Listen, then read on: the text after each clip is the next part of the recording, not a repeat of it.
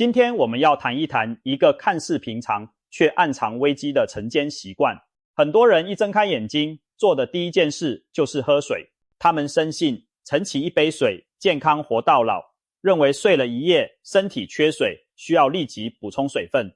更有人说这杯水能清肠排毒。然而真相可能出乎意料，起床后马上灌水，不仅无益，还可能在无形中损伤我们的健康。更惊人的是，除了喝水，清晨我们习以为常的另外2个举动，其实也是长寿杀手。只要改掉这3个坏习惯，多活20年，或许真的不只是梦想。今天就让我们深入剖析这3大晨起地雷习惯的真相，找出真正健康长寿的晨间之道。清晨6点，闹钟响起，张先生揉揉惺忪睡眼，猛地坐起身，顺手抓过床头的水杯，咕噜咕噜几大口灌下。他相信这样做能补水又排毒。短短几分钟后，他已换好运动服出门跑步，觉得早起运动空气好，对身体好。7点不到，他满头大汗地回到家，立刻进厨房大快朵颐地吃起丰盛早餐，心想早餐要趁早吃，补充体力。这样的早晨听起来是不是很健康积极？许多人或许正过着类似的日子。然而看似正确的这些习惯，其实潜藏着危险。一杯白水，一场晨跑，一顿急匆匆的早餐，可能正在偷偷伤害你的身体。为什么这么说？下面我们就一一揭开真相。首先，我们来说晨起马上喝水这件事。喝水本是维持生命的药物，不少医生营养师都建议早上要喝水，补充夜间流失的水分。那么为何有人大声疾呼起床后不要马上喝水呢？原因要从我们身体的早晨状态和传统医学的观点谈起。经过一整夜的睡眠，我们的身体其实处在一种相对虚寒的状态，脏腑休养生息，阳气潜藏于内，体温也降到一天中的最低点。此时我们刚刚醒来，体内的炉火，也就是中医所说的脾胃阳气，才正准备重新点燃。中国古代医书《黄帝内经》早有记载，人体的阳气就如同天上的太阳，需要按时生发，照耀全身。如果阳气不能顺势生发，寿命就会受损。正因如此，清晨阳气出生时刻尤为关键。我们的祖先很早就发现，阳气者，若天与日，失其所，则折寿而不彰。简单来说，早晨阳气就像出生的太阳，如果错失了应有的位置，生命之火就会暗淡无光，寿命减短。现在想象一下，当你刚睡醒，身体还没完全运转起来，这时候猛灌下一大杯凉水，会发生什么？就好比天刚黎明，太阳才露出一丝光辉，你却突然在天空泼下一盆冷水，把初升的朝阳浇熄。听起来很荒唐，但道理类似。清晨大量的水，尤其是冷水，属于阴寒之性，会扑灭体内刚萌芽的阳气之火。许多人体弱多病，阳气不足的人，往往早上手脚冰凉，肠胃不适。其中一个原因就是一醒来就灌冷水，长期下来寒从口入，把脾胃的火种浇灭了。除了中医的观点，从科学角度看，早晨起床马上猛喝水也有潜在问题。首先，血液粘稠度的问题。经过一夜睡眠，我们通常会轻度脱水，血液浓度较高，适量补水有助于稀释血液，预防清晨心梗、中风等风险。这点不假，但强调的是适量慢慢补。如果你一起床就大口灌下一整杯水，短时间内大量水分进入血液，有可能让循环系统一时承受不来。尤其是心血管功能不佳或有心脏病的人，猛然大量饮水可能导致心脏负荷增加，引发胸闷，甚至诱发心律不整。另外，我们在熟睡时唾液分泌减少，口腔滋生了许多细菌，一觉醒来嘴里常有异味，如果不刷牙或漱口就直接喝水，等于把一夜滋生的细菌全部冲进肚子里。有牙周病或口腔卫生不佳的人，早起第一口水简直变成了细菌鸡尾酒。虽然胃酸的酸性环境能消灭大部分细菌，但长期以往，肠胃仍可能因为这些不速之客而不适。更值得注意的是，空腹大量喝水还可能稀释胃酸。我们的胃在夜里虽然休息，但清晨仍保有一定的胃酸浓度，为进食做准备。这时灌入太多水会冲淡胃酸，胃酸被稀释，消化功能一时跟不上，可能导致接下来吃早餐时出现消化不良、腹胀的感觉。有些人习惯早上喝很多水，后不久又吃早餐，结果总觉得胃胀胀的，这就是原因之一。长期如此，还可能让脾胃变得虚弱，食欲不振。听到这里，你可能会疑惑，难道早晨就一滴水都不能喝吗？其实并非如此。我们强调的是不要马上大量喝水，而不是不喝水。正确的做法是起床后先缓一缓，少量多次的补水，例如先用温水漱口，清除口腔细菌，过几分钟再小口啜饮一些温开水润喉，水温以接近体温为佳，避免冰凉刺胃。一开始不要超过半杯，大约100毫升即可，然后可以活动活动身体，等身体逐渐清醒，再逐步补充水分，这样既能补水，又不会给脾胃和心脏带来突然的负担。如果是阳气虚弱的老人、小孩，早起甚至可以先不喝水，活动10分钟左右，等气血运行开了再喝温水。总之，清晨第一杯水请记住温、慢、少3个原则，温水慢喝少量，用这种方式，你既满足了身体需要，又守护了宝贵的阳气。除了喝水这件事，清晨的第2大致命习惯就是猛然起身剧烈运动。不少爱好养生的人喜欢强调，早起运动好处多，八公空气新鲜，阳气刚生，晨练能让人一整天精神饱满。确实，适度的晨间运动对健康有益，但这里有2个关键词，适度和晨间，而非清晨刚醒瞬间。很多人犯的错误是在闹钟一响就跳下床，没给身体任何适应时间，就直接进行剧烈运动。这种做法其实非常危险。我们醒来时，身体还处于由静转动的过渡阶段，如果一睁眼就逼着它全力开跑，相当于让一台熄火一夜的汽车不热车直接飙高速，肌腱负荷之大可想而知。医学研究显示，一天当中清晨是心血管最脆弱的时段，尤其早上6、7点左右，人体的交感神经逐渐接管，肾上腺素含皮质醇等激素大量分泌，血压开始上升，心跳加快，为身体从休眠状态转为清醒做准备，这被称为晨间血压高峰。对于高血压或心脏病患者，清晨血压飙升就是他们面临的第一道险关。如果此时再突然剧烈运动，心跳和血压在原本升高的基础上雪上加霜，极易诱发心肌梗塞、中风等严重事件。统计数据显示，清晨6点到中午这几小时，心脏病发作和中风的风险比一天中其他时段高出许多。许多病例中，人们是在清晨运动时倒下的，原本以为运动健身，不料反而出了意外，令人扼腕。就算你自认年轻健康，清晨剧烈运动也并非全无坏处。首先，肌肉关节在清晨较僵硬，经过一夜不动，肌肉粘滞，关节液减少，柔韧度变差。如果一起床就做剧烈运动，比如突然冲刺跑步，做大量跳跃，很容易拉伤肌肉或扭伤关节。很多人晨跑时脚踝扭伤、小腿拉伤，常常就是因为没热身就高强度运动。此外，清晨户外气温较低，肌肉血管收缩，猛然运动容易造成呼吸道刺激，诱发气喘或呼吸不适。还有一点容易被忽视，清晨的空气品质并不一定最好，尤其在城市中，经过一夜冷空气沉降，地表的污染物浓度反而可能偏高。日出后阳光照射，大气对流增强，污染物才慢慢消散，所以天没亮就跑到马路上深呼吸猛跑，可能吸入不少污染微粒，对呼吸系统不利。听到这里，你可能会想，难道早上就不能运动吗？难道我要躺着不动？当然不是，运动对健康仍是必要的。我们提倡的是正确的晨间运动方式。那么什么叫正确呢？关键有2点，给身体充分的苏醒时间，以及循序渐进。当你闹钟响起，不妨先不要急着跳下床，回想一下刚才我们提到的张先生，一醒就猛然起身跑步。其实正确的做法恰恰相反，刚醒来时应该缓慢起身。有句话叫要从床上偷出半分钟，指的就是起床时先在床上躺30秒到1分钟，再慢慢坐起，下床让血液循环逐渐适应重力的改变。很多长者遵循这个3分钟原则，救了自己一命。清晨不猛然起立，避免脑部瞬间缺血，导致晕倒或中风。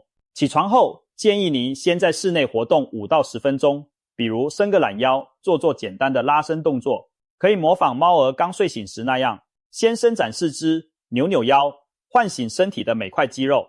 也许你会惊讶，短短几分钟伸展后，你会明显感到身体暖和起来，头脑也清醒许多。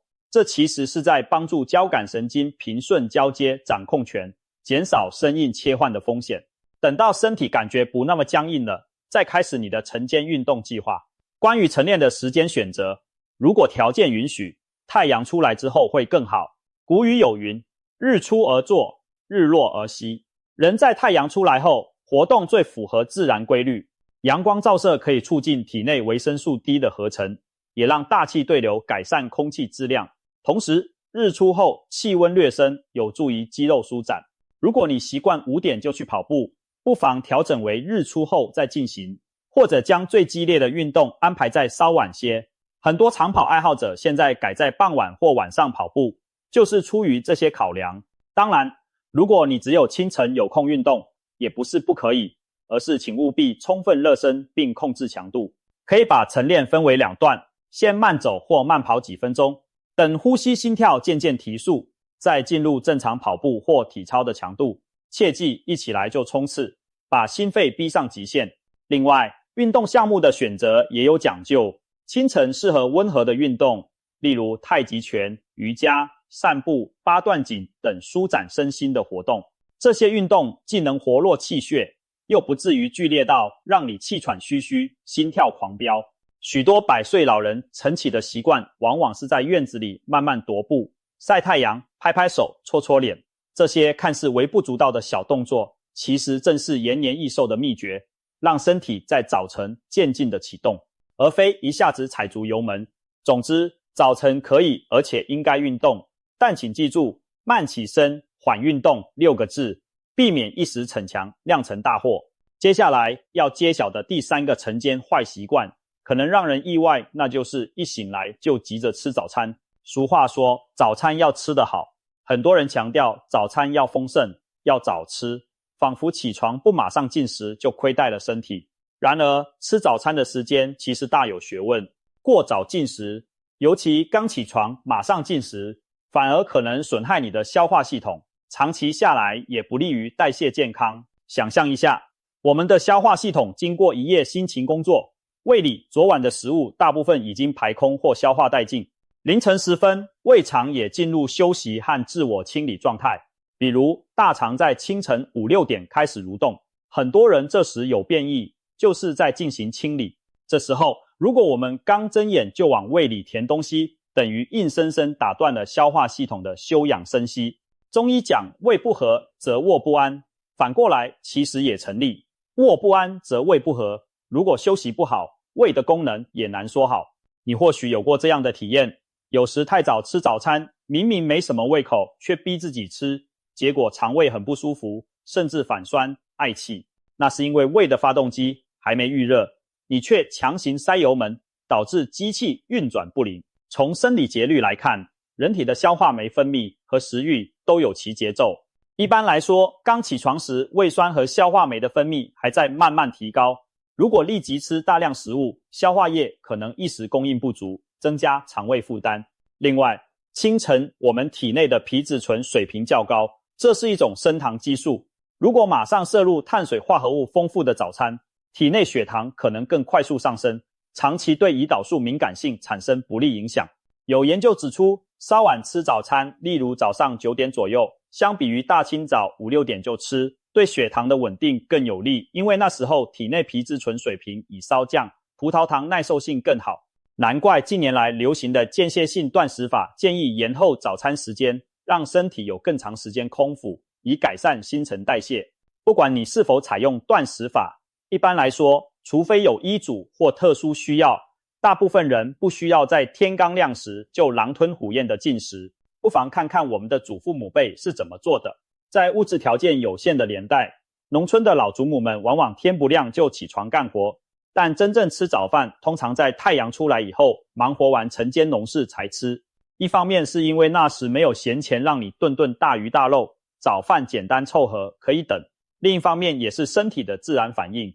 早上劳动一会儿，人渐渐饿了，这时吃东西香。相比之下，如今年轻人体力劳动少，很多人其实起床后并没有很饿，但还是习惯性的在固定时间塞入大量早餐，长期强迫肠胃在没饥饿感时工作，时间久了，消化功能难免出毛病。中医养生主张胃喜润恶燥，讲究顺应自然时辰进餐。按照中医的时辰理论，早上7点到9点是胃经当令，也就是胃气最旺，适合进食的时间。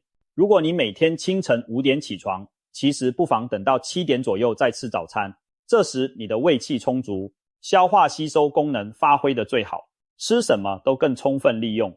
不过这也不是绝对，要视个人体质和日常作息。例如有些人习惯早起早睡，5点多起床活动2小时，到了7点自然饿得咕咕叫，那就尽管吃吧，顺应身体的感觉最重要。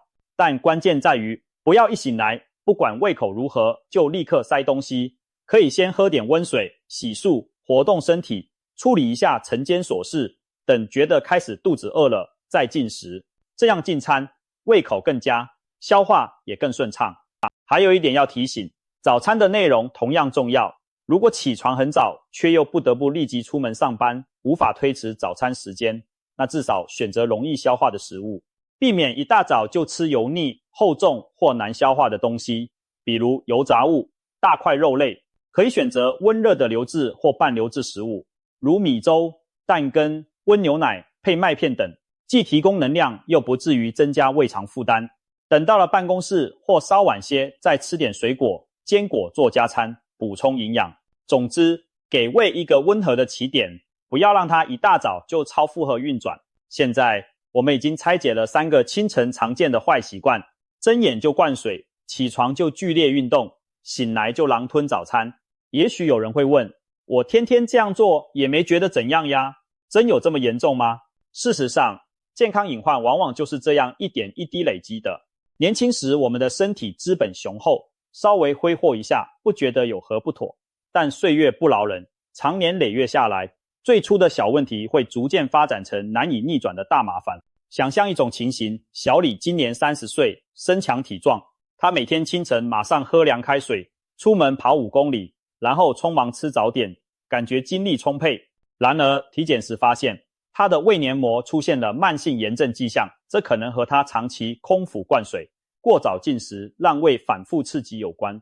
到了40岁，小李的膝关节开始隐隐作痛，医生问诊后指出，或许与他多年前某次晨跑拉伤没恢复好有关，也和他常年在天未亮时就跑步，关节润滑不足易受损有关。再过10年，小李50岁出头，某天清晨，他像往常一样跑步，却突然感到胸口剧痛，被紧急送医，诊断是心肌梗塞。回想起来，他平时血压就偏高，加上清晨运动的刺激，终于引爆了一颗不定时炸弹。幸运的是，他捡回了一命，开始反思自己过去的生活习惯。如果时间能倒流，他一定会在年轻时就调整作息，在早晨善待自己的身体。从上面的故事我们看到，年轻时的我们也许感受不到这些习惯的坏处，但生理的损伤在悄悄累积。古语说，一日之计在于晨，清晨的所作所为，影响的不仅是一整天的状态，更可能影响我们一生的健康走向。每日清晨，你是在为身体添寿，还是在折寿，就在于这些细节。好消息是，现在开始改变，永远不嫌晚。让我们再总结一次正确的晨起方式。睁开眼睛后，不要急躁，先躺着伸展四肢，缓缓转动头部和躯干，让大脑和心脏苏醒过来，然后慢慢坐起。下床前，先在床沿坐几十秒，接着先去洗手间方便，顺便刷牙洗脸漱口，让口腔清爽，头脑清醒。这时可以喝几口温开水润喉，但记住是小口慢饮，不是牛饮。一边喝水，可以一边走到窗边，深呼吸几下新鲜空气，活动活动筋骨。之后按照自己的计划进行晨间运动或晨式。如果要运动，先热身，选择缓和的项目，逐步提高强度。如果不上班，可以去户外散步、晒太阳、养养花草。如果需要赶上班，那就在出门途中快走几分钟，全当运动。至于早餐，尽量安排在起床半小时或1小时之后再细细品尝。如果实在赶时间，就吃些温和易消化的食物垫胃，等身体完全进入工作模式后再补充其他营养。不论如何，不要让胃空空如也的忙碌一上午，但也别让它太早超负荷运转。当你用这种方式开始一天，你会发现整个上午精神更稳定，胃里暖洋洋很舒坦，身体仿佛被妥善启动了。长期坚持下去，身体内在的生物钟会更加和谐，脾胃强健了，心脏压力小了，新陈代谢顺畅了，许多过去的小毛病可能不药而愈。而这些转变正是长寿的重要基石。很多长寿老人并没有惊人的秘方，他们无非是顺应了身体的节律，该慢时慢，该快时快，不跟自然对着干。你也许听过一句话，人活一口气，这口气指的就是我们的元气、阳气。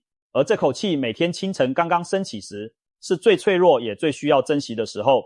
如果我们善待它，不让晨起的不良习惯去打击它，它将日复一日积累力量，成为你长寿的本钱。反之，如果每天早上一起床就折腾自己的身体，年深日久，那口气会越来越弱，最终影响寿命。有医学家说过，长寿并非偶然，往往是日常生活的加分项累积出来的。而改掉晨起的3个坏习惯，无疑是给自己的健康大大加分。总而言之，起床后不要马上喝水，这句提醒背后蕴含着对身体晨间需求的深刻理解。